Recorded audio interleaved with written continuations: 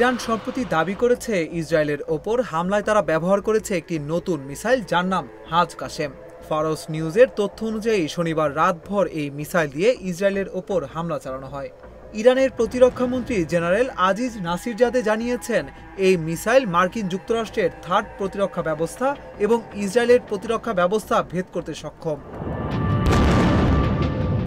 হাজ কাশেম মিসাইলটি ঘন্টায় 1200 কিলোমিটার গতিতে ছুটে চলে এবং এর ওয়ারহেডটি মিসাইল প্রতিরক্ষা ভেদ করার ক্ষমতা রাখে। এছাড়া মিসাইলটিতে রয়েছে অত্যাধুনিক নেভিগেশন সিস্টেম যা লক্ষ্য ভেদ করতে পারে নিখুঁতভাবে। পাশাপাশি এতে রয়েছে ইলেকট্রনিক যুদ্ধ প্রতিরোধের ক্ষমতা যা শত্রুর ইলেকট্রনিক সিস্টেম বন্ধ করতে সক্ষম।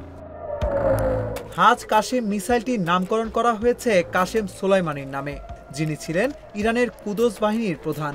2020 সালে মার্কিন ড্রোন হামলায় তিনি বাগদাদে নিহত হন। ইরানের ওপর গত শুক্রবার ইসরায়েল হামলা চালানো শুরু করে। এরপর থেকে দুই দেশই চালাচ্ছে হামলা পাল্টা হামলা। এই সংঘাতের ফলে ইরানে এখন পর্যন্ত নিহতের সংখ্যা 74। অন্যদিকে 8 জনের মৃত্যু হয়েছে ইসরায়েলেও।